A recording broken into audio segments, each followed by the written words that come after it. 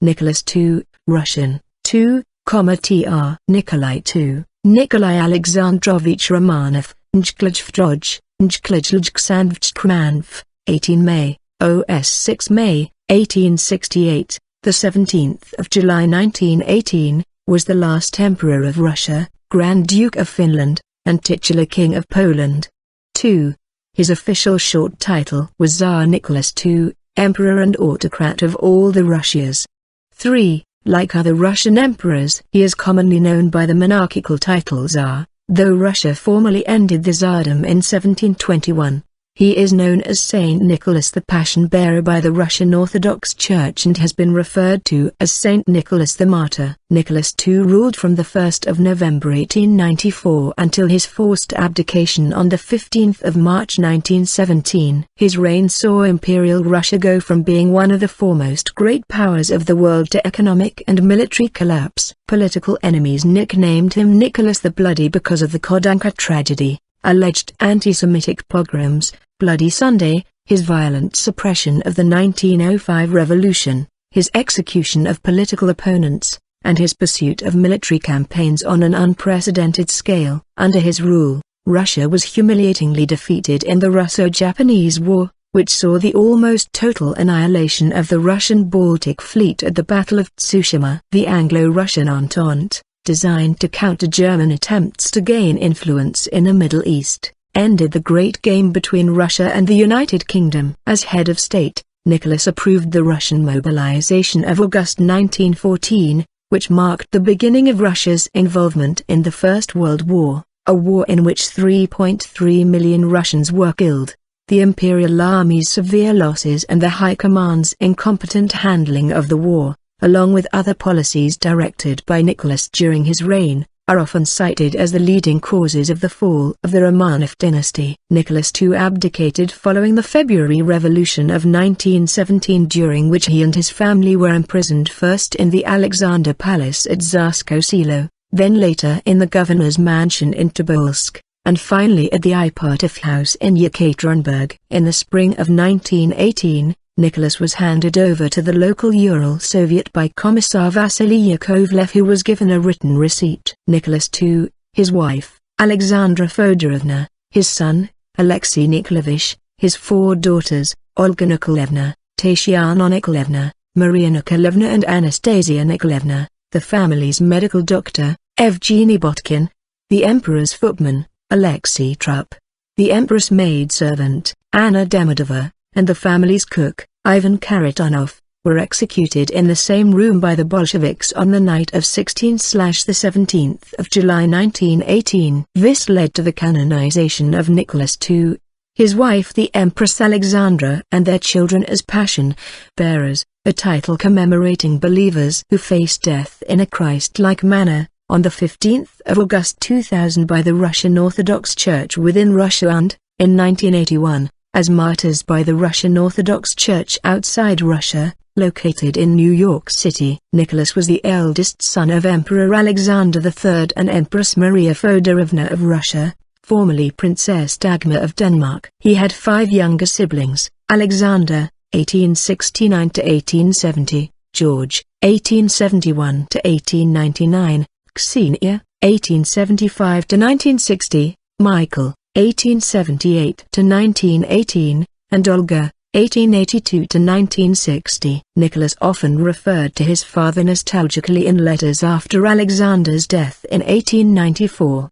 He was also very close to his mother, as revealed in their published letters to each other. His paternal grandparents were Emperor Alexander II and Empress Maria Alexandrovna of Russia, born Princess Marie of Hesse-Darmstadt. His maternal grandparents were King Christian IX and Queen Louise of Denmark. Nicholas was of primarily German, as well as Russian and Danish descent. Nicholas was related to several monarchs in Europe. His mother's siblings included Kings Frederick VIII of Denmark and George I of Greece, as well as the United Kingdom's Queen Alexandra, consort of King Edward VII. Nicholas, his wife, Alexandra, and Kaiser Wilhelm II of Germany were all first cousins of King George V of the United Kingdom. Nicholas was also a first cousin of both King Haakon VII and Queen Maud of Norway. as well as King Constantine I of Greece. While not first cousins, Nicholas and Kaiser Wilhelm II were second cousins,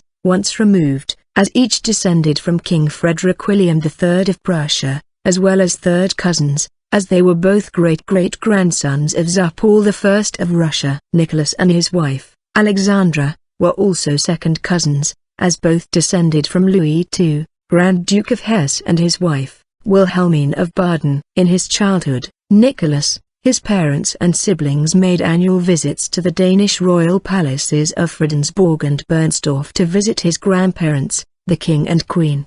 The visits also served as family reunions, as his mother's siblings would also come from England, Germany and Greece with their respective families. It was there, in 1883, that he had a flirtation with one of his English first cousins, Princess Victoria. In 1873, Nicholas also accompanied his parents and younger brother, 2-year-old George, on a 2-month, semi-official visit to England. In London, Nicholas and his family stayed at Marlborough House, as guests of his Uncle Bertie and Aunt Alix, the Prince and Princess of Wales, where he was spoiled by his uncle, Tsarevich. On the 1st of March 1881, following the assassination of his grandfather, Tsar Alexander II, Nicholas became Tsarevich and his father became Tsar Alexander III. Nicholas and other family members witnessed Alexander II's death because they were staying at the Winter Palace in St. Petersburg, where he was brought after being attacked. For security reasons, the new Tsar and his family relocated their primary residence to the Gatchina Palace outside the city, only entering the capital for various ceremonial functions. On such occasions, Alexander III and his family occupied the nearby Anichkov Palace. In 1884,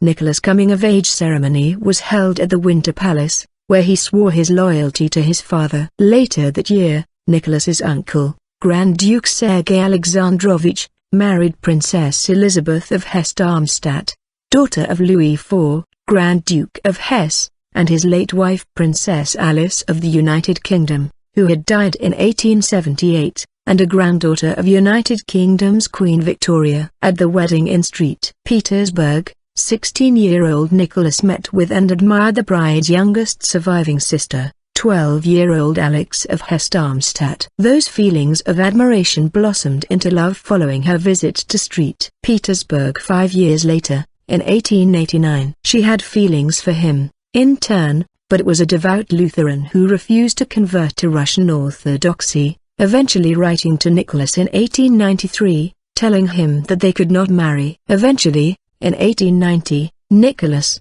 along with his younger brother Grand Duke George, and their cousin, Prince George of Greece, set out on a world tour, although Grand Duke George fell ill and was sent home partway through the trip. Nicholas visited Egypt, India, Singapore and Bangkok, receiving honors as a distinguished guest in each. In April 1891, while traveling through the city of Otsu, Japan, Nicholas was the victim of an assassination attempt. The incident cut his trip short, yet he was present at the ceremonies in Vladivostok commemorating the beginning of work on the Trans-Siberian Railway. In 1893, Nicholas traveled to London on behalf of his parents to be present at the wedding of his cousin, George, Duke of York, to Mary of Teck. Queen Victoria was struck by the similar appearance of the two cousins, and the appearances confused some at the wedding. During this time, Nicholas had an affair with St.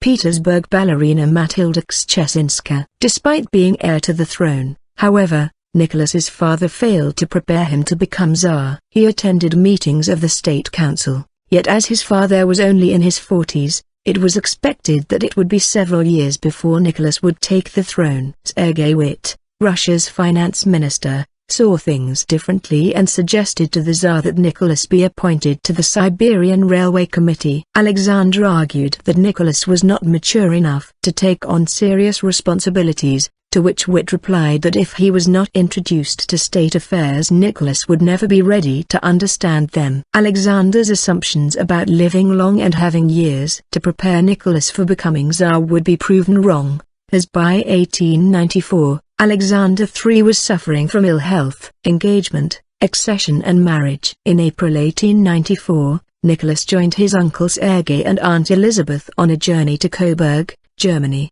for the wedding of Elizabeth's and Alex's brother, Ernst Ludwig of Hesse, to their cousin, Victoria Melita of Edinburgh. Other guests included Queen Victoria, Kaiser Wilhelm II, the Empress Frederick, Kaiser Wilhelm's mother and Queen Victoria's eldest daughter, Nicholas's uncle, the Prince of Wales, and the bride's parents, Alfred, the Duke of Edinburgh, and Marie Alexandrovna, the Duchess of Edinburgh, sister of Alexander III. Shortly after arriving in Coburg, Nicholas proposed to Alex and she rejected his proposal on the grounds that she could not convert to Orthodoxy. After the wedding of Ernst and Ducky, however, the Kaiser had a talk with Alex, telling her that it was her duty to marry Nicholas and convert, as did Elizabeth, who voluntarily converted to Orthodoxy in 1892. After Nicholas proposed to Alex a second time, the two became officially engaged on the 8th of April 1894. For their parts,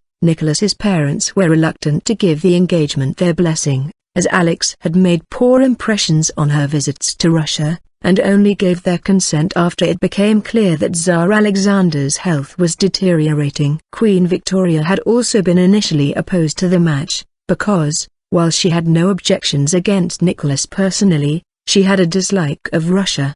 Citation needed official engagement photograph of Nicholas II and Alexandra, April 1894. That summer, Nicholas travelled to England to visit both Alex and the Queen. The visit coincided with the birth of the Duke and Duchess of York's first child, the future King Edward VIII. Along with being present at the christening, Nicholas and Alex were listed amongst the child's godparents. After several weeks in England, Nicholas returned home for the wedding of his sister, Ksenia, to a cousin, Grand Duke Alexander Mikhailovich Sandro. By that autumn, Alexander III was dying. Upon learning that he would at least be able to survive for a fortnight, the Tsar had Nicholas summon Alex to the Imperial Palace at Levadia. Alex arrived on 22 October and the Tsar insisted on receiving her in full uniform. 10 days later, Alexander III died at the age of 49, leaving 26-year-old Nicholas as Tsar of Russia. That evening, Nicholas was consecrated by his father's priest as Tsar Nicholas II and, the following day, Alex was received into the Russian Orthodox Church, taking the name Alexandra Fyodorovna. Nicholas may have felt unprepared for the duties of the crown, asking his cousin and brother-in-law, Grand Duke Alexander, "What is going to happen to me and all Russia?" Perhaps underprepared and unskilled, Nicholas was not altogether untrained for his duties as Tsar. Throughout his reign, Nicholas chose to maintain the conservative policies favored by his father. While Alexander had concentrated on the formulation of general policy, Nicholas devoted much more attention to the details of administration. Leaving Levadia on 7 November, Tsar Alexander's funeral procession, which included Nicholas's paternal aunt, Queen Olga of Greece, the Prince and Princess of Wales, arrived in Moscow. After lying in state in the Kremlin, the body of the Tsar was taken to St. Petersburg, where the funeral was held on 13 November. Nicholas and Alex's wedding was originally scheduled for the spring of 1895, but it was moved forward at Nicholas' insistence. Staggering under the weight of his new office, he had no intention of allowing the one person who gave him confidence to leave his side. Instead, Nicholas' wedding to Alex took place on the 26th of November 1894,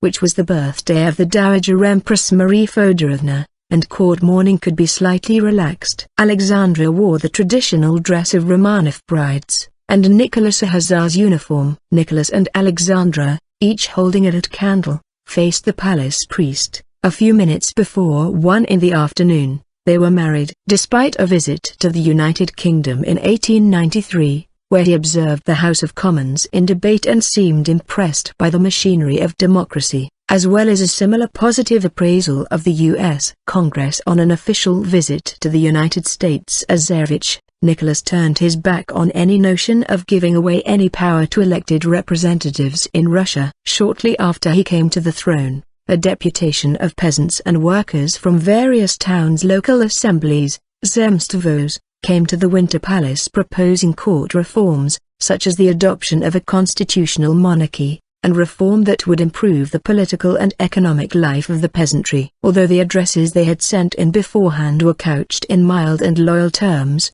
Nicholas was angry and ignored advice from an imperial family council by saying to them, "It has come to my knowledge that during the last months there have been heard in some assemblies of the Zemstvos the voices of those who have indulged in a senseless dream that the Zemstvos be called upon to participate in the government of the country. I want everyone to know that I will devote all my strength to maintain, for the good of the whole nation, the principle of absolute autocracy, as firmly and as strongly as did my late lamented father." On the 26th of May 1896, Nicholas' formal coronation as Tsar was held in Uspensky Cathedral located within the Kremlin. In celebration on the 27th of May 1896, a large festival with food, free beer and souvenir cups was held in Khodynka Field outside Moscow. Khodynka was chosen as the location as it was the only place near Moscow large enough to hold all of the Moscow citizens. Khodynka was primarily used as a military training ground and the field was uneven with trenches. Before the food and drink were handed out,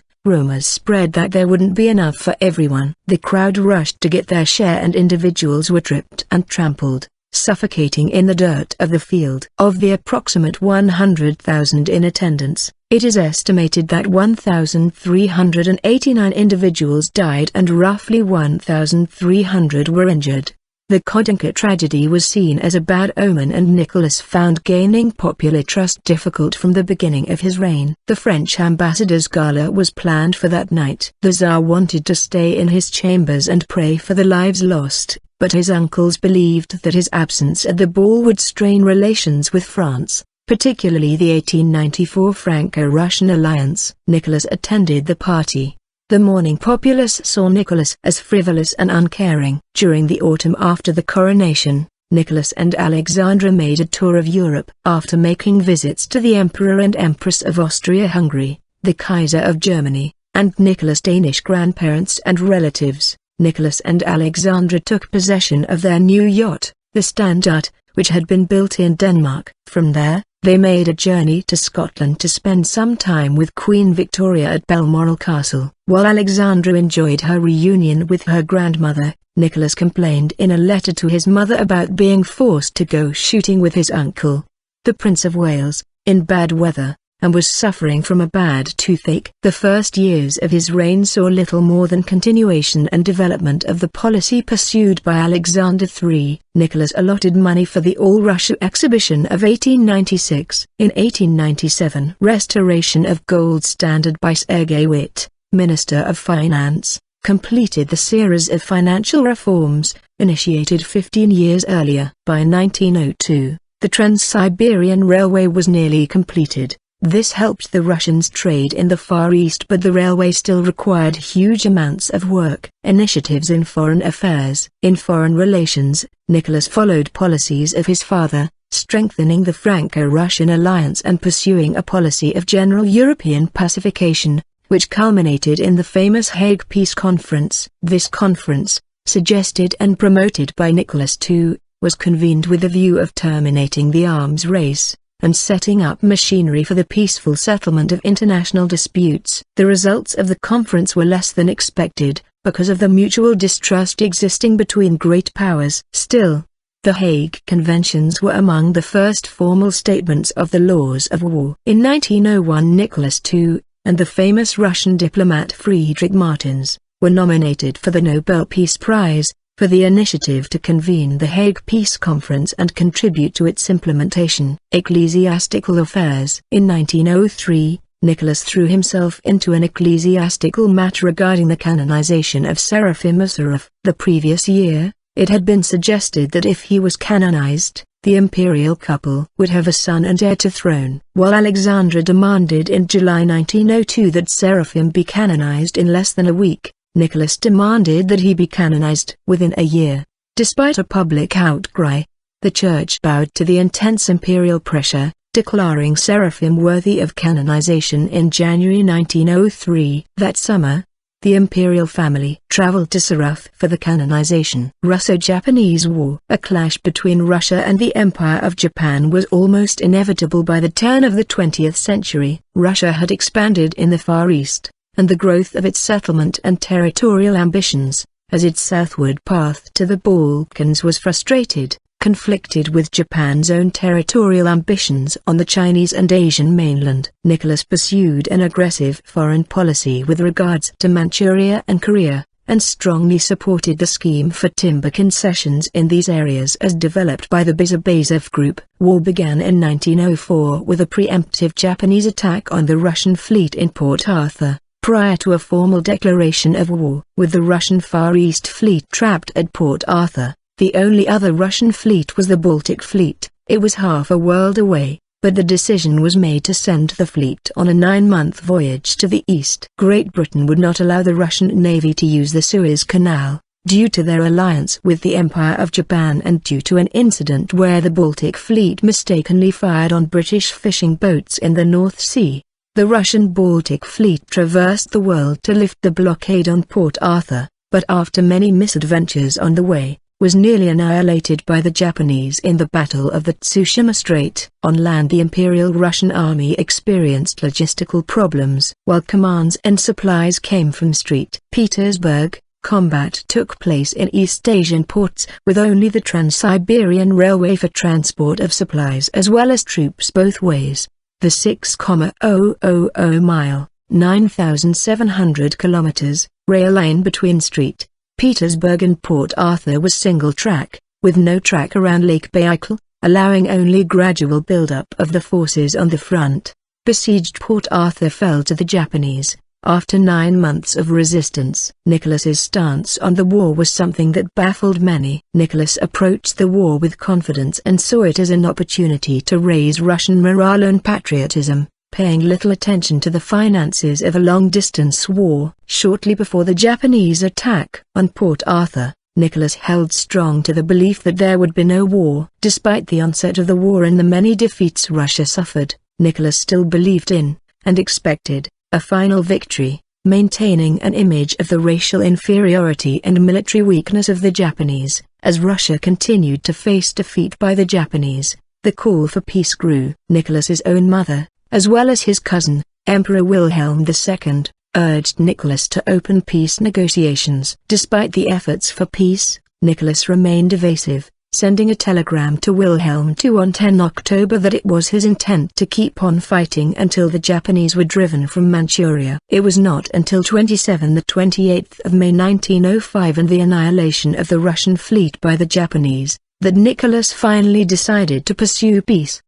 And Nicholas II accepted American mediation, appointing Sergei as chief plenipotentiary for the peace talks. The war was ended by the Treaty of Portsmouth. The Kishinev newspaper Bessarabets, which published anti-Jewish materials, received funds from Vyacheslav Plev, Minister of the Interior. These publications served to fuel the Kishinev pogrom. The government of Nicholas II formally condemned the rioting, dismissed the regional governor. The perpetrators were arrested and punished by the court. Leadership of the Russian Orthodox Church also condemned anti-Jewish pogroms. Appeals to the faithful condemning the anti-Jewish pogroms were read publicly in all churches of Russia. However, in private Nicholas expressed his admiration for the mobs, viewing anti-Semitism as a useful tool for unifying the people behind his regime. A few days prior to Bloody Sunday, 22 January 1905, the priest and labor leader George Gipin informed the government of the forthcoming procession to the Winter Palace to hand a workers' petition to the Tsar. On Saturday,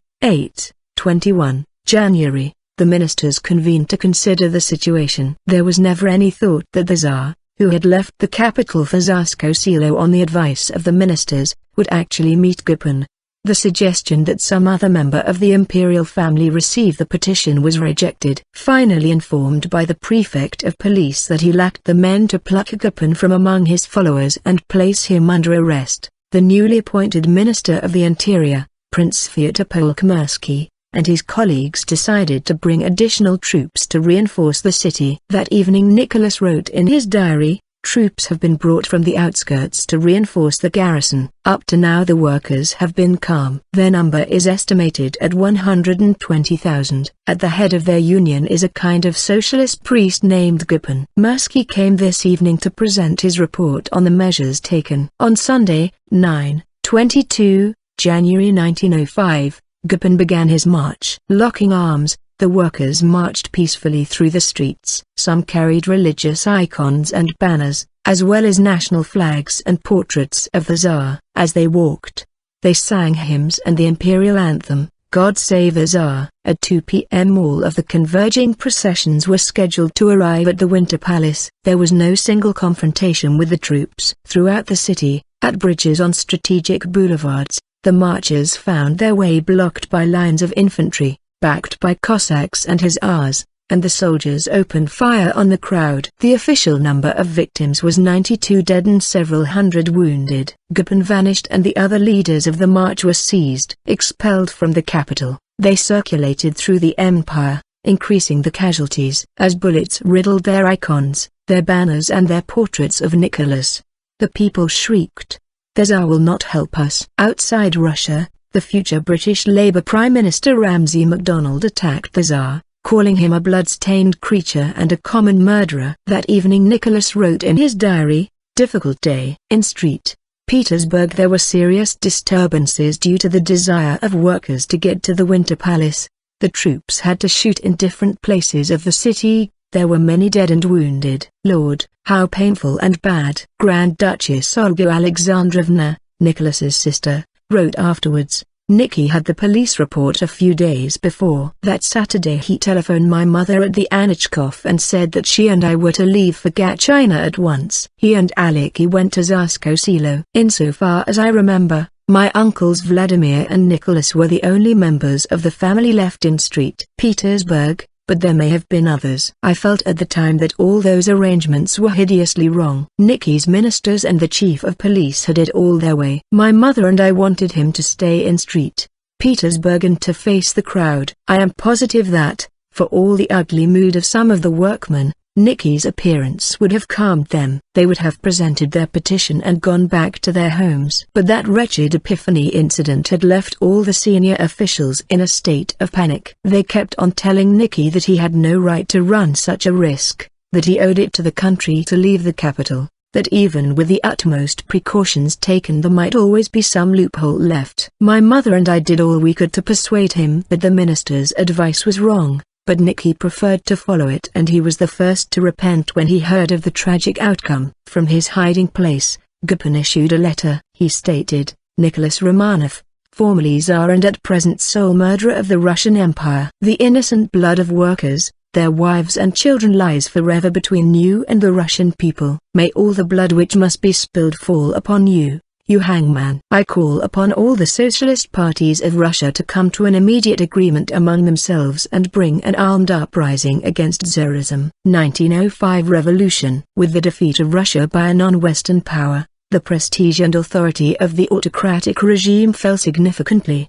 47. Defeat was a severe blow, and the imperial government collapsed in the revolutionary outbreaks of 1905 to 1906. In hopes of cutting short the rebellion, many demonstrators were shot as they tried to march to the Winter Palace in St. Petersburg.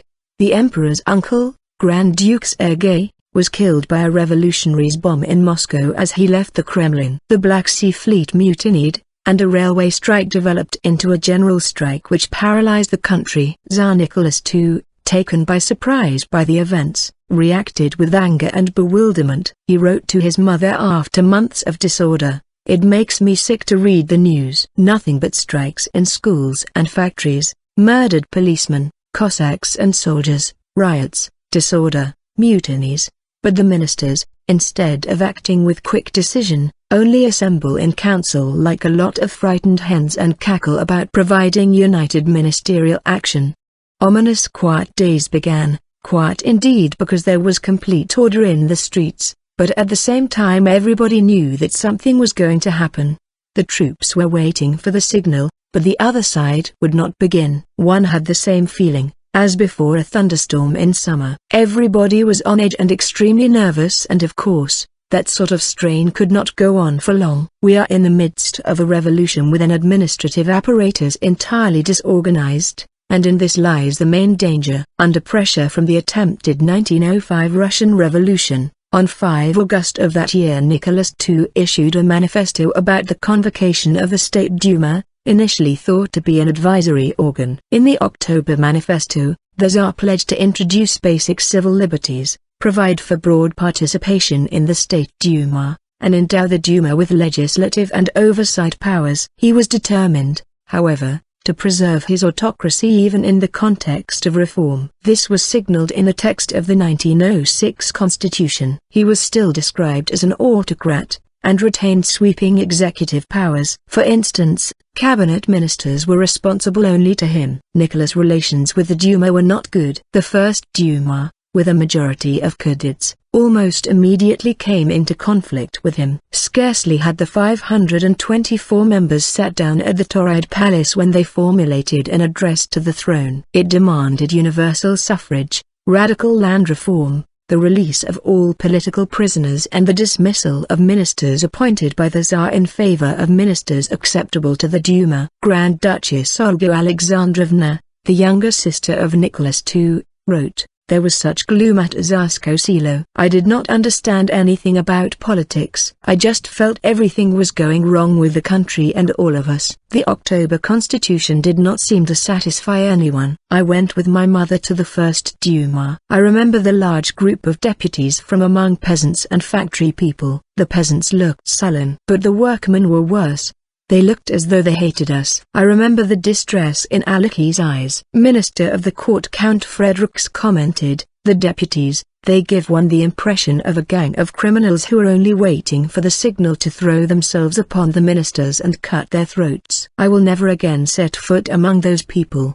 The Dowager Empress noticed incomprehensible hatred. Although Nicholas initially had a good relationship with his prime minister, Sergei Witte, Alexandra distrusted him because he had instigated an investigation of Grigory Rasputin, and as the political situation deteriorated, Nicholas dissolved the Duma.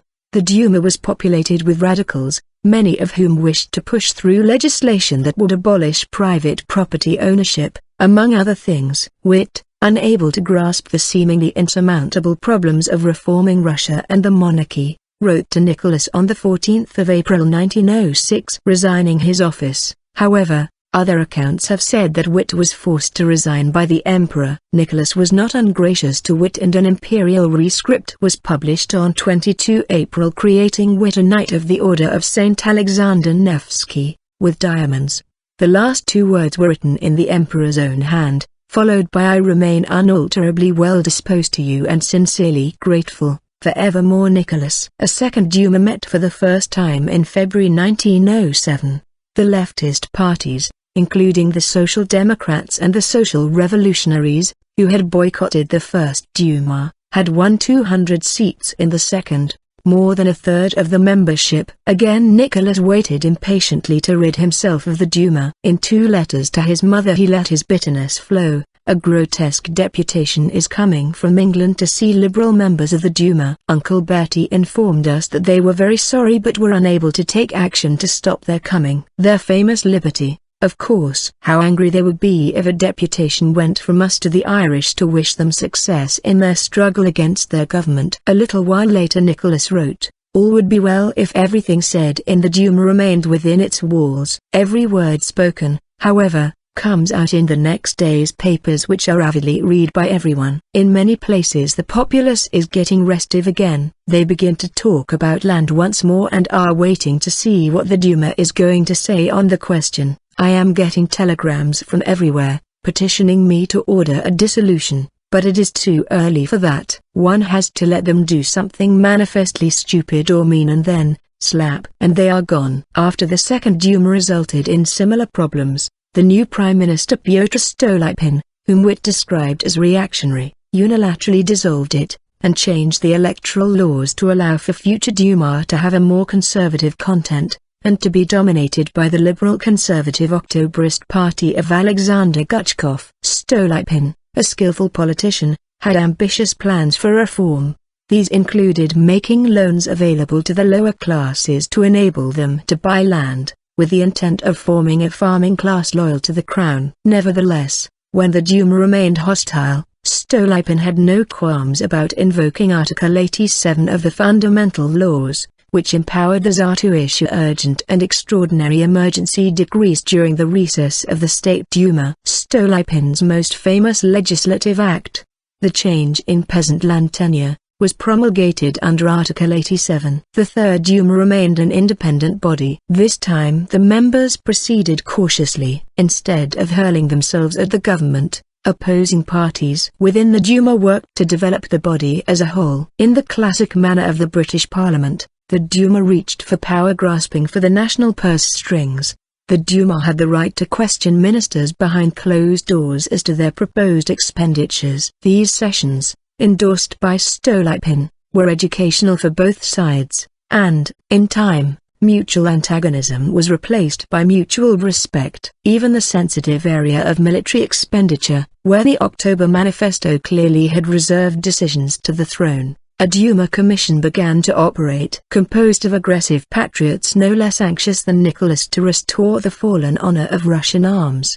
The Duma Commission frequently recommended expenditures even larger than those proposed. With the passage of time, Nicholas also began to have confidence in the Duma. This Duma cannot be reproached with an attempt to seize power, and there is no need at all to quarrel with it, he said to Stolypin in 1909. Unfortunately, Stolypin's plans were undercut by conservatives at court. Reactionaries such as Prince Vladimir Orlov never tired of telling the Tsar that the very existence of the Duma was a blot on the autocracy, which Tsaritsa Alexandra had always believed anyway. Stolypin, they whispered, was a traitor and secret revolutionary who was conniving with the Duma to steal the prerogatives assigned the Tsar by God. Witt also engaged in constant intrigue against Stolypin. Although Stolypin had had nothing to do with Witt's fall, Witt blamed him. Stolypin had unwittingly angered the Tsaritsa. He had ordered an investigation into Rasputin and presented it to the Tsar, who read it but did nothing. Stolypin, on his own authority, ordered Rasputin to leave St. Petersburg. Alexandra protested vehemently, but Nicholas refused to overrule his prime minister, who had more influence with the emperor. By the time of Stolypin's assassination by Dmitry Bogrov, a student and police informant, in a theater in Kiev on the 18th of September 1911, Stolypin had grown weary of the burdens of office. For a man who preferred clear decisive action, working with a sovereign who believed in fatalism and mysticism was frustrating. As an example, Nicholas once returned a document unsigned with the note, "Despite most convincing arguments in favor of adopting a positive decision in this matter, an inner voice keeps on insisting more and more that I do not accept responsibility for it. So far my conscience has not deceived me. Therefore I intend in this case to follow its dictates. I knows that you, too, believe that a Tsar's heart is in God's hands. Let it be so. For all laws established by me I bear a great responsibility before God, and I am ready to answer for my decision at any time." Alexandra, believing that Stolypin had severed the bonds that her son depended on for life, hated the prime minister. In March 1911, in a fit of anger stating that he no longer commanded the imperial confidence, Stolypin asked to be relieved of his office. 2 years earlier, when Stolypin had casually mentioned resigning to Nicholas, he was informed, "This is not a question of confidence or lack of it. It is my will. Remember that we live in Russia, not abroad. And therefore I shall not consider the possibility of any resignation." It never got that far. On the 18th of September 1911, in a procession where Stolypin's car was unprotected, Rasputin had coincidentally returned from his exile. As Stolypin's car passed him, Rasputin cried out in a loud voice, "Death is after him. Death is driving behind him." Bogrov assassinated Stolypin in the Kiev theater that night. In 1912, a fourth Duma was elected with almost the same membership as the third. The Duma started too fast. Now it is slower, but better, and more lasting, stated Nicholas to Sir Bernard Pears. 53. The First World War developed badly for Russia. By late 1916, Romanov family desperation reached the point that Grand Duke Paul Alexandrovich, younger brother of Alexander III and the Tsar's only surviving uncle, was deputed to beg Nicholas to grant a constitution and a government responsible to the Duma. Nicholas sternly refused, reproaching his uncle for asking him to break his coronation oath to maintain autocratic power intact for his successors. In the Duma on the 2nd of December 1916, Vladimir Purishkevich, a fervent patriot, monarchist and war worker, denounced the dark forces which surrounded the throne in a thunderous 2-hour speech which was tumultuously applauded. Revolution threatens, he warned, and an obscure peasant shall govern Russia no longer. Further complicating domestic matters was the matter of the succession. Alexandra bore Nicholas 4 daughters, the Grand Duchess Olga in 1895,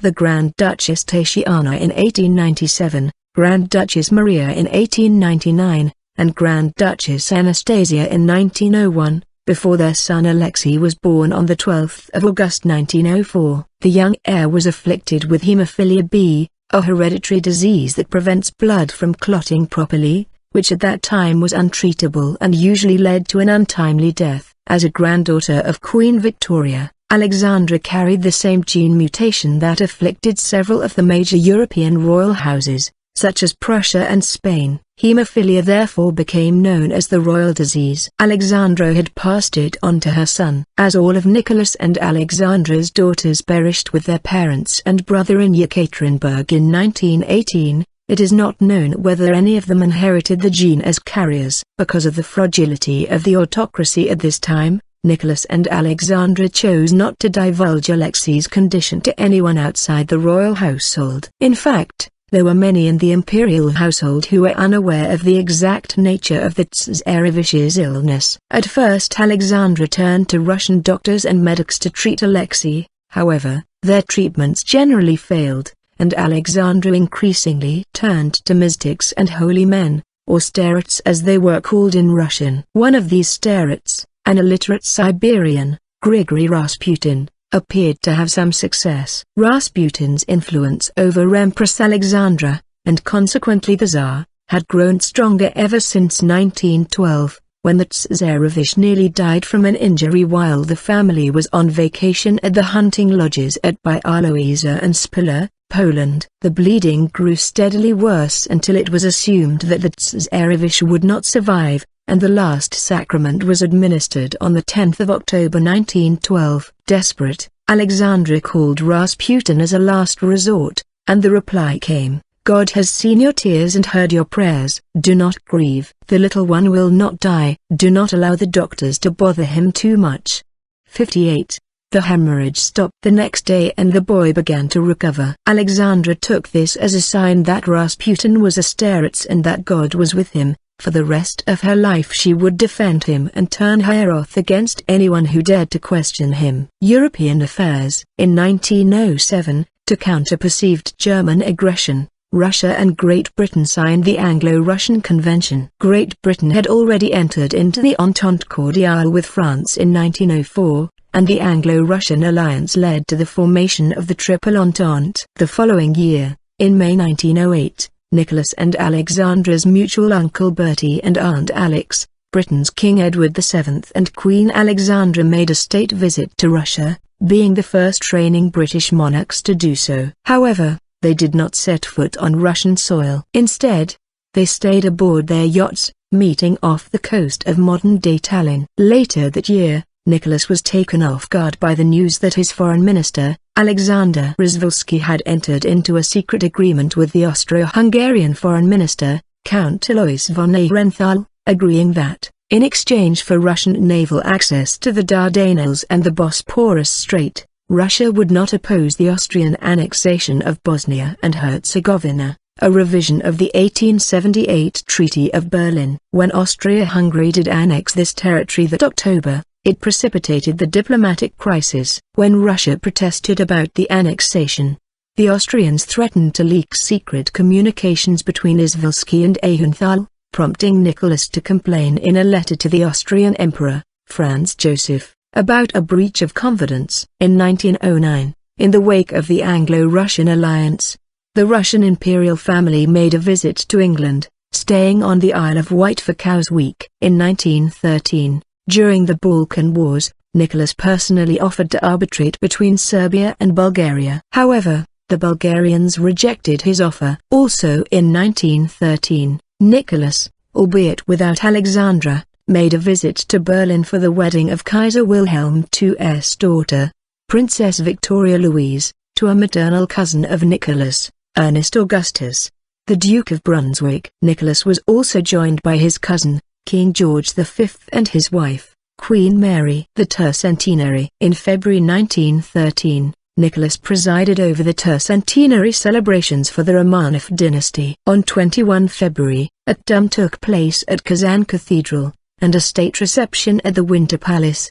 60. In May, Nicholas and the imperial family made a pilgrimage across the empire, retracing the route down the Volga River that was made by the teenage Mikhail Romanov from the Ipatov monastery in Kostroma to Moscow in 1613 when he finally agreed to become Tsar. First World War. On the 28th of June 1914, Archduke Franz Ferdinand was assassinated by Gavrilo Princip in Sarajevo. Nicholas vacillated as to Russia's course of action. The outbreak of war was not inevitable, but leaders, diplomats and 19th-century alliances created a climate for large-scale conflict. The concept of pan-Slavism and ethnicity allied Russia and Serbia in a treaty of protection, and Germany and Austria were similarly allied. Territorial conflict created rivalries between Germany and France and between Austria and Serbia, and as a consequence alliance networks developed across Europe. The Triple Entente and Triple Alliance networks were set before the war. The assassination of Ferdinand tripped these alliance networks, bringing each country into conflict with one another as each independently declared war. Nicholas wanted neither to abandon Serbia to the ultimatum of Austria-Hungary, nor to provoke a general war. In a series of letters exchanged with Kaiser Wilhelm of Germany, the so-called Willy and Nicky correspondence, the two proclaimed their desire for peace, and each attempted to get the other to back down. Nicholas desired that Russia's mobilization be only against the Austrian border, in the hopes of preventing war with the German Empire. Nicholas II, right, with Kaiser Wilhelm II of Germany in 1905. Nicholas is wearing a German army uniform, while Wilhelm wears that of a Russian Hussar regiment. However, his army had no contingency plans for a partial mobilization, and on the 31st of July 1914 Nicholas took the fateful step of confirming the order for general mobilization, despite being strongly counseled against it. On the 25th of July 1914, the Council of Ministers was held in Krasno Selo, at which Tsar Nicholas II decided to intervene in the Austro-Serbian conflict, a step toward general war. He put the Russian army on alert on 25 July. Although this was not mobilization, it threatened the German and Austrian borders and looked like a military declaration of war. On 28 July, Austria formally declared war against Serbia, bringing Germany into conflict with Russia and with France and Britain as Russia's allies. On the 29th of July 1914, Nicholas II sent a telegram to Wilhelm II, the Willy Nicky correspondence, with the suggestion to submit the Austro-Serbian problem to the Hague Conference, in Hague Tribunal. Wilhelm II did not address the question of the Hague Conference in his subsequent reply. Count Witt told the French ambassador Paléologue that from Russia's point of view the war was madness, Slav solidarity was simply nonsense, and Russia could hope for nothing from the war. On 31 July, Russia completed its mobilization, but still maintained that it would not attack if peace talks were to begin. Germany then replied that Russia must demobilize within the next 12 hours. In St. Petersburg, at 7 p.m.,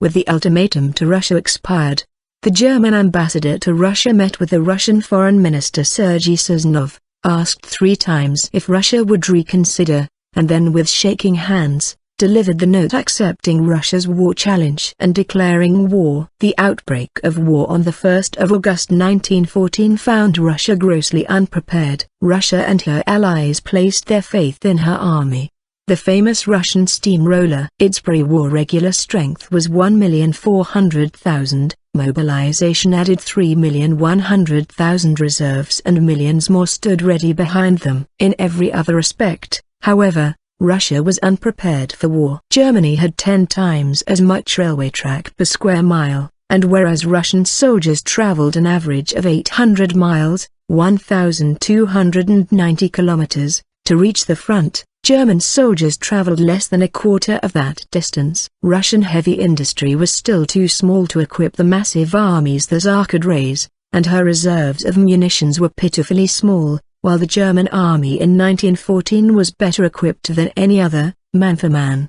The Russians were severely short on artillery pieces, shells, motorized transports, and even boats. With the Baltic Sea barred by German U-boats and the Dardanelles by the guns of Germany's ally, Turkey, Russia initially could receive help only via Archangel, which was frozen solid in winter, or via Vladivostok, which was over 4,000 miles, 6,400 kilometers, from the front line. By 1915, a rail line was built north from Petrozavodsk to the Kola Gulf, and this connection laid the foundation of the ice-free port of what eventually was called Murmansk.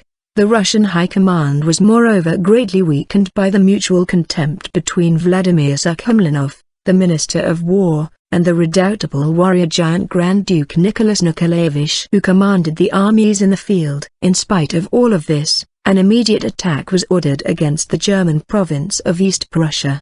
The Germans mobilized there with great efficiency and completely defeated the two Russian armies which had invaded. The Battle of Tannenberg, where an entire Russian army was annihilated, cast an ominous shadow over the empire's future. The loyal officers lost were the very ones needed to protect the dynasty. The Russian armies later had moderate success against both the Austro-Hungarian armies and against the forces of the Ottoman Empire, but they never succeeded against the might of the German army. Russian prisoners at the Battle of Tannenberg, where the Russian Second Army was annihilated by German forces. Gradually a war of attrition set in on the vast Eastern Front, where the Russians were facing the combined forces of the German and Austro-Hungarian empires, and they suffered staggering losses. General Denikin, retreating from Galicia, wrote, "The German heavy artillery swept away whole lines of trenches, and their defenders with them. We hardly replied. There was nothing with which we could reply. Our regiments, although completely exhausted, were beating off one attack after another by bayonet. Blood flowed unendingly. The ranks became thinner and thinner and thinner. The number of graves multiplied. Total losses for the spring and summer of 1915 amounted to 1,400,000 killed or wounded, while 976,000 had been taken prisoner." Citation needed. On 5 August, with the Russian army in retreat, Warsaw fell. Defeated, the front bred disorder at home. At first, the targets were German, and for 3 days in June shops, bakeries, factories, private houses and country estates belonging to people with German names were looted and burned. The inflamed mobs then turned on the government, declaring the Empress should be shut up in a convent, the Tsar deposed and Rasputin hanged. Nicholas was by no means deaf to these discontents. An emergency session of the Duma was summoned, and a special defense council established, its members drawn from the Duma and the Tsar's ministers. In July 1915, King Christian X of Denmark, first cousin of the Tsar, sent Hans Niels Andersen to Zarsko Selo with an offer to act as a mediator. He made several trips between London, Berlin and Petrograd, and in July saw the Dowager Empress Maria Fyodorovna. Andersen told her they should conclude peace. Nicholas chose to turn down King Christian's offer of mediation. The energetic and efficient General Alexei Polivanov replaced Sukhomlinov as Minister of War, which failed to improve the strategic situation. In the aftermath of the Great Retreat and the loss of the Kingdom of Poland, Nicholas assumed the role of Commander-in-Chief after dismissing his cousin, Nikolai Nikolaevich, in September 1915. This was a mistake, as he came to be personally associated with the continuing losses at the front. He was also away at the remote HQ at Mogilev, far from the direct governance of the empire, and when revolution broke out in Petrograd he was unable to halt it. In reality the move was largely symbolic, since all important military decisions were made by his Chief of Staff General Michael Alexeyev, and Nicholas did little more than review troops, inspect field hospitals, and preside over military luncheons. The Duma was still calling for political reforms, and political unrest continued throughout the war. Cut off from public opinion,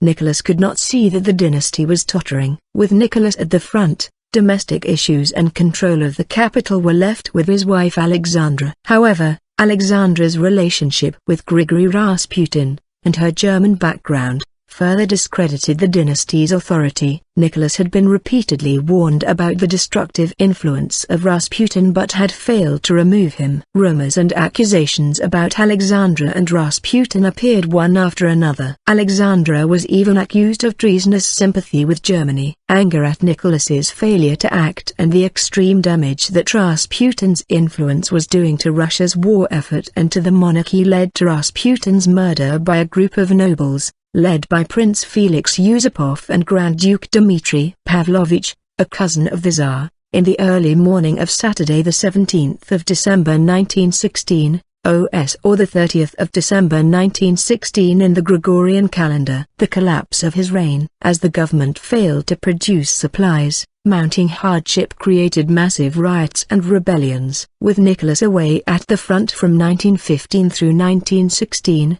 authority appeared to collapse and the capital was left in the hands of strikers and mutineering conscript soldiers.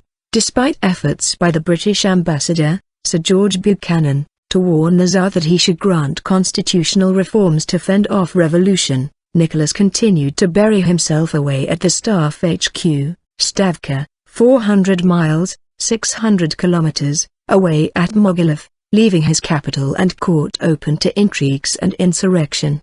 By early 1917, Russia was on the verge of total collapse. The army had taken 15 million men from the farms and food prices had soared. An egg cost 4 times what it had in 1914, butter 5 times as much. The severe winter dealt the railways, overburdened by emergency shipments of coal and supplies, the final blow. Russia began the war with 20,000 locomotives. By 1917, 9,000 were in service, while the number of serviceable railway wagons had dwindled from 500,000 to 170,000. In February 1917, 1,200 locomotives burst their boilers and nearly 60,000 wagons were immobilized. In Petrograd, supplies of flour and fuel had all but disappeared. Wartime prohibition of alcohol was enacted by Nicholas to boost patriotism and productivity, but instead damaged the treasury and funding of the war due to the treasury now being deprived of alcohol taxes. One of the last photographs taken of Nicholas II,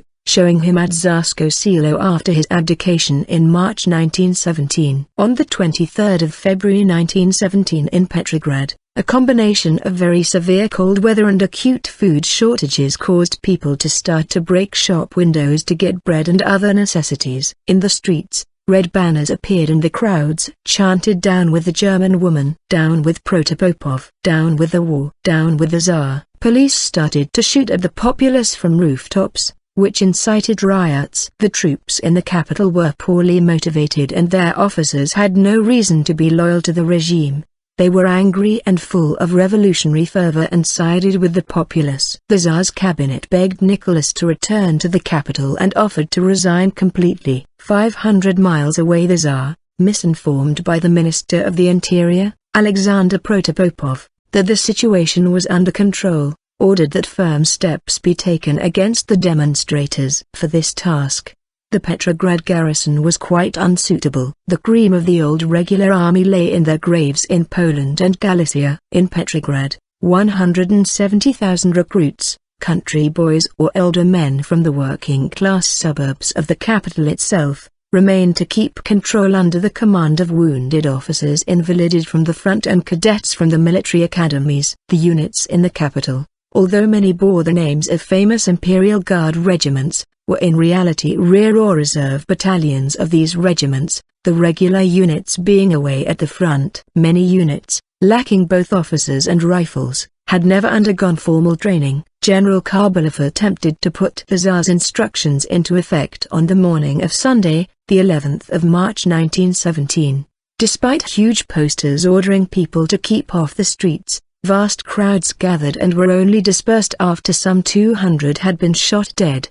Though a company of the Volhynsky Regiment fired into the air rather than into the mob and a company of the Pavlovsky Life Guards shot the officer who gave the command to open fire. Nicholas, informed of the situation by Rodzienko, ordered reinforcements to the capital and suspended the Duma. It was too late. On 12 March, the Volhynsky Regiment mutinied and was quickly followed by the Semenovsky, the Izmailovsky, the Litovsky and even the legendary Preobrazhensky Regiment of the Imperial Guard, the oldest and staunchest regiment founded by Peter the Great. The arsenal was pillaged, the Ministry of the Interior, military government building, police headquarters, the law courts and a score of police buildings were put to the torch. By noon, the fortress of Peter and Paul, with its heavy artillery, was in the hands of the insurgents. By nightfall, 60,000 soldiers had joined the revolution. Order broke down and members of the Duma and the Soviet formed a provisional government to try to restore order. They issued a demand that Nicholas must abdicate. Faced with this demand, which was echoed by his generals, deprived of loyal troops, with his family firmly in the hands of the provisional government and fearful of unleashing civil war and opening the way for German conquest, Nicholas had little choice but to submit. Abdication, 1917. At the end of the February Revolution of 1917, February in the old Russian calendar, on 2 March, Julian calendar, 15 March, Gregorian calendar, 1917, Nicholas II chose to abdicate. He first abdicated in favor of Tsarevich Alexei, but swiftly changed his mind after advice from doctors that the heir apparent would not live long apart from his parents, who would be forced into exile. Nicholas drew up a new manifesto naming his brother, Grand Duke Michael, as the next emperor of all the Russias. He issued the following statement, which was suppressed by the provisional government, in the days of the great struggle against the foreign enemies, who for nearly 3 years have tried to enslave our fatherland, the Lord God has been pleased to send down on Russia a new heavy trial. Internal popular disturbances threaten to have a disastrous effect on the future conduct of this persistent war. The destiny of Russia, the honor of our heroic army, the welfare of the people and the whole future of our dear fatherland demand that the war should be brought to a victorious conclusion whatever the cost. The cruel enemy is making his last efforts, and already the hour approaches when our glorious army together with our gallant allies will crush him. In these decisive days in the life of Russia, we thought it our duty of conscience to facilitate for our people the closest union possible and a consolidation of all national forces for the speedy attainment of victory. In agreement with the Imperial Duma we have thought it well to renounce the throne of the Russian Empire and to lay down the supreme power. As we do not wish to part from our beloved son, we transmit the succession to our brother, the Grand Duke Nikolai Alexandrovich,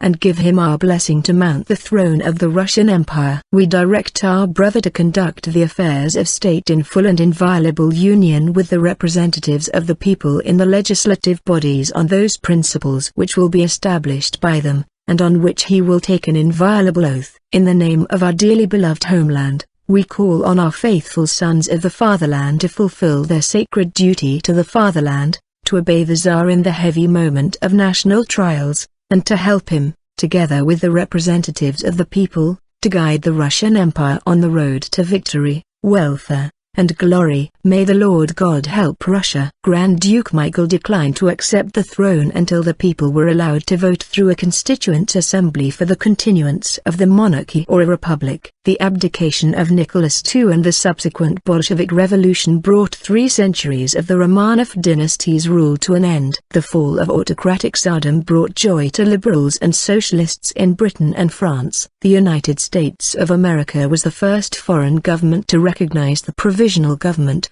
and entered the war early in April. In Russia, the announcement of the Tsar's abdication was greeted with many emotions. These included delight, relief, fear, anger and confusion. It is debatable whether Nicholas' enforced abdication was actually legal, and whether he had the right to abdicate on behalf of his son. As Nicholas had already abdicated, he was therefore merely a subject of his son, and only Prince Michael as regent had the right to change the succession. Some historians contend that Nicholas remained the Tsar, at least in theory, until his death. Imprisonment. The governor's mansion in Tobolsk, where the Romanov family was held in captivity between August 1917 and April 1918. Nicholas desperately wanted to go into exile in the United Kingdom following his abdication.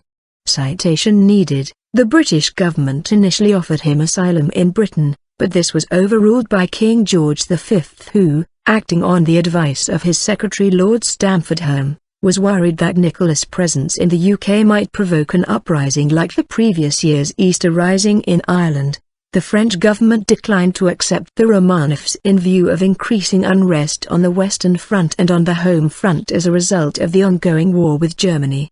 Citation needed. In August 1917, the Kerensky government evacuated the Romanovs to Tobolsk in the Urals, allegedly to protect them from the rising tide of revolution. That they lived in the former governor's mansion in considerable comfort. In October 1917, however, the Bolsheviks seized power from Kerensky's provisional government. Nicholas followed the events in October with interest but not yet with alarm.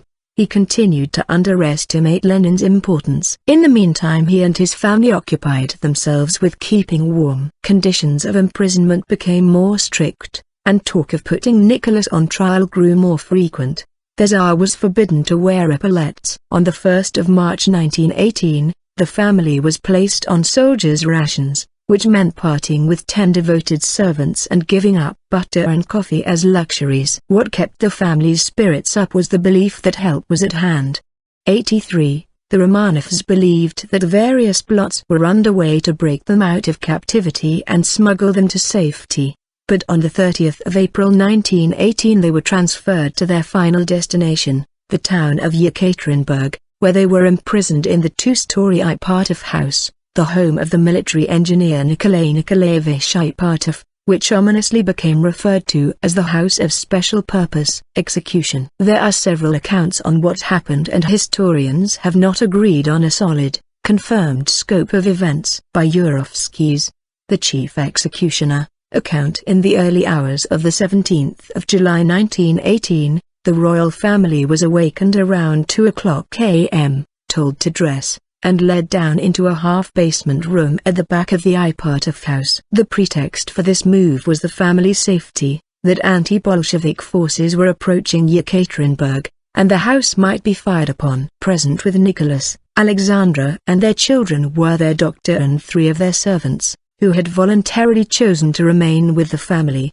the Tsar's personal physician Eugene Botkin, his wife's maid Anna Demidova, and the family's chef, Ivan Karatonov, and footman, Alexei Drup. A firing squad had been assembled and was waiting in an adjoining room, composed of 7 communist soldiers from Central Europe, and 3 local Bolsheviks, all under the command of Bolshevik officer Yakov Yurovsky.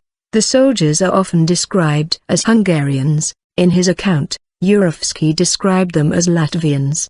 Citation needed. Nicholas was carrying his son. When the family arrived in the basement, the former empress complained that there were no chairs for them to sit on. Citation needed. Yurovsky ordered 2 chairs brought in, and when the empress and the heir were seated, the executioners filed into the room. Yurovsky announced to them that they had been condemned to death by the Ural Soviet of Workers' Deputies. A stunned Nicholas asked, "What?" and turned toward his family. Yurovsky quickly repeated the order and shot the former emperor outright.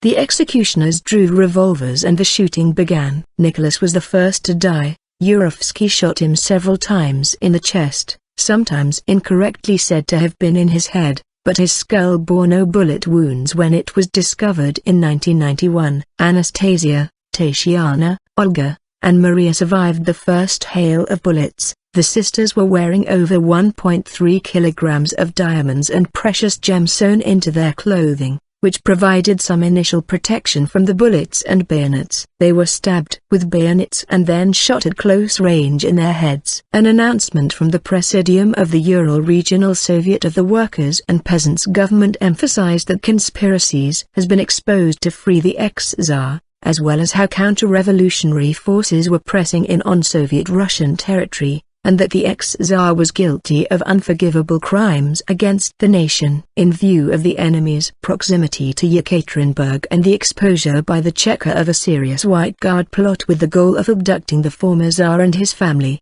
in light of the approach of counter-revolutionary bands toward the Red capital of the Urals and the possibility of the crowned executioner escaping trial by the people, a plot among the White Guards to try to abduct him and his family was exposed and the compromising documents will be published. The Presidium of the Ural Regional Soviet, fulfilling the will of the revolution, resolved to shoot the former Tsar, Nikolai Romanov, who is guilty of countless, bloody, violent acts against the Russian people. In 1979, the bodies of Tsar Nicholas II, Tsarina Alexandra, 3 of their daughters, and those of 4 non-family members killed with them, were discovered near Sverdlovsk, Yekaterinburg, by amateur archaeologist Alexander Ftman. In January 1998, the remains excavated from underneath the dirt road near Yekaterinburg were officially identified as those of Nicholas II and his family, excluding one of his daughters and Alexei. The identifications, performed by separate Russian, British and American scientists using DNA analysis, concur and were found to be conclusive. Nicholas belonged to the paternal haplogroup R1b, based upon YSTR DNA test results on his remains, which have also been validated with results from a living relative. The Tsar belonged to the maternal haplogroup T based upon mitochondrial DNA mutations, 16126C, 16169Y, 16294T, 16296T, 73G, 263G, and 315.1C. The DNA analysis also revealed that the rate and pattern of sequence substitutions in the mitochondrial DNA control region (CR) is roughly 20-fold higher than estimates derived from phylogenetic analyses. These results have implications for forensic applications and studies of human evolution. The tests also determined that Nicholas II's mTNA, as well as his brothers, exhibited single-base heteroplasm E. After the testing, the remains were finally interred at St. Peter and Paul Cathedral in St. Petersburg on the 17th of July 1998, 80 years after the executions. The ceremony was attended by then Russian President Boris Yeltsin, who said, "Today is a historic day for Russia. For many years, we kept quiet about this monstrous crime, but the truth has to be spoken." In July 2007, 46-year-old builder Sergei Pogolov, part of a team from an amateur history group who spent free summer weekends looking for the lost Romanovs, said that after stumbling on a small burned area of ground covered with nettles near Yekaterinburg, he had discovered bones that belonged to a boy and a young woman roughly the ages of Nicholas' 13-year-old hemophiliac son, Alexei, and a daughter whose remains also have never been found. On the 23rd of August 2007, acting on standard procedures, prosecutors reopened the investigation surrounding the deaths of the imperial family. On the 30th of April 2008, DNA tests performed by a U.S. laboratory proved that bone fragments exhumed in the Ural Mountains belonged to 2 children of Nicholas II, son Alexei, b. 1904, and daughter Maria, b. 1899, according to Russian news agencies. That same day it was announced by Russian authorities that the remains of the entire family had been identified. On the 1st of October 2008, Russia's Supreme Court ruled that Nicholas II and his family were victims of political persecution and should be rehabilitated. In March 2009, results of the DNA testing were published, confirming that the 2 bodies discovered in 2007 were those of Alexei and his sister Maria. Sainthood. In 1981, Nicholas and his immediate family were recognized as martyred saints by the Russian Orthodox Church outside Russia. On the 14th of August 2000, they were recognized by the Synod of the Russian Orthodox Church. This time they were not named as martyrs, since their deaths did not result immediately from their Christian faith. Instead, they were canonized as passion bearers. According to a statement by the Moscow Synod, they were glorified as saints for the following reasons. In the last Orthodox Russian monarch and members of his family we see people who sincerely strove to incarnate in their lives the commands of the gospel. In the suffering borne by the royal family in prison with humility, patience, and meekness, and in their martyrs' deaths in Yekaterinburg in the night of the 17th of July 1918 was revealed the light of the faith of Christ that conquers evil. However, Nicholas's canonization was controversial. The Russian Orthodox Church abroad was split on the issue back in 1981, some members suggesting that the emperor was a weak ruler and had failed to thwart the rise of the Bolsheviks. It was pointed out by one priest that martyrdom in the Russian Orthodox Church has nothing to do with the martyr's personal actions but is instead related to why he or she was killed. The Russian Orthodox Church inside Russia rejected the family's classification as martyrs because they were not killed on account of their religious faith. Religious leaders in both churches also had objections to canonizing the Tsar's family because they perceived him as a weak emperor whose incompetence led to the revolution and the suffering of his people and made him partially responsible for his own murder and those of his wife, children and servants. For these opponents, the fact that the Tsar was, in private life, a kind man and a good husband and father, or a leader who showed genuine concern for the peasantry, did not override his poor governance of Russia. Despite the original opposition, the Russian Orthodox Church inside Russia ultimately recognized the family as passion bearers, or people who met their deaths with Christian humility. The Church does not, however, recognize the remains interred at Peter and Paul Cathedral as being those of the imperial family. Assessment: Nicholas is generally considered to have been incompetent at the colossal task of ruling the enormous Russian Empire. Historian Barbara Tuchman gives a damning evaluation of his reign. The Russian Empire was ruled from the top by a sovereign who had but one idea of government: to preserve intact the absolute monarchy bequeathed to him by his father, and who, lacking the intellect, energy or training for his job, fell back on personal favorites, whim, simple mulishness, and other devices of the empty-headed autocrat. His father, Alexander III, who deliberately intended to keep his son uneducated in statecraft until the age of 30, unfortunately miscalculated his own life expectancy, and died when Nicholas was 26. The new Tsar had learned nothing in the interval, and the impression of imperturbability he conveyed was in reality apathy, the indifference of a mind so shallow as to be all surface. When a telegram was brought to him announcing the annihilation of the Russian fleet at Tsushima, he read it, stuffed it in his pocket, and went on playing tennis. In Russia, Nicholas II faced widespread criticism after the victory of the revolution. Pavel Bykov, who in Russia wrote the first full account about the downfall of the Tsar, denounced Nicholas as a tyrant, who paid with his life for the age-old repression and arbitrary rule of his ancestors over the Russian people, over the impoverished and blood-soaked country. Soviet-era historians noted that Nicholas II was not fit to be a statesman. It has been argued that he had a weak will and was manipulated by adventurist forces. His regime was condemned for extensive use of the army, police, and courts to destroy the revolutionary movement. He was criticized for fanning nationalism and chauvinism, with the punitive expeditions and courts-martial during the 1905 revolution.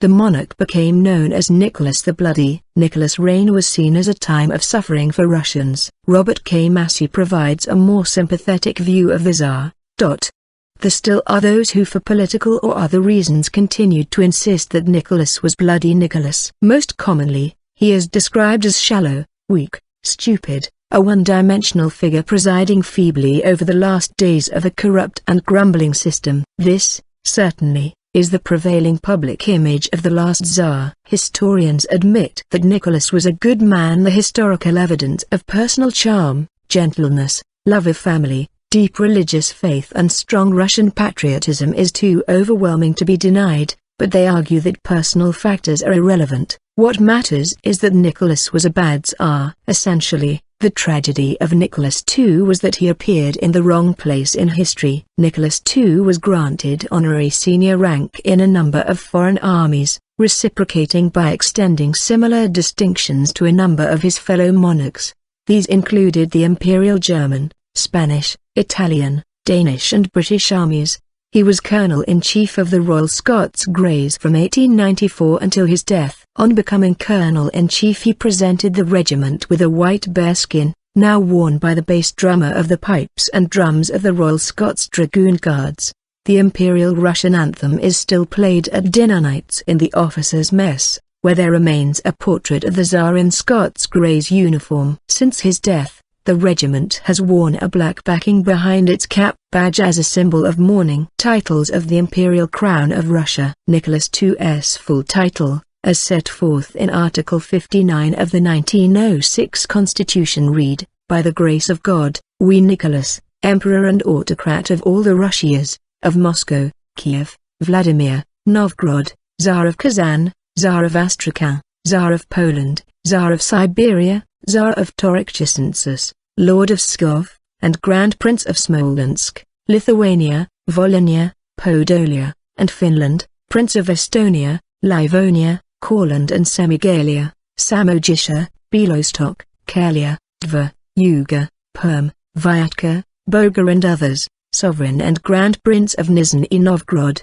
Chernigov, Ryazan, Polotsk, Rostov, Yaroslavl, Beluzero, Udaria, Obdoria, Kondia, Vitebsk, Mstislav, and ruler of all northern territories, sovereign and lord of Iveria, Kartalinia, the Kabardinian lands and Armenian province, hereditary sovereign and ruler of the Circassian and mountain princes and of others, sovereign of Turkestan, heir of Norway, Duke of Schleswig-Holstein, Stormarn, Dithmarschen, and Oldenburg, and so forth, and so forth, and so forth. Documentaries and films. Several films about Nicholas II and his family have been made, including Anastasia, 1956, Nicholas and Alexandra, 1971, Anastasia, The Mystery of Anna, 1986, Rasputin, Dark Servant of Destiny, 1996, HBO, Anastasia, 1997, and two Russian adaptations, Killer of the Tsar,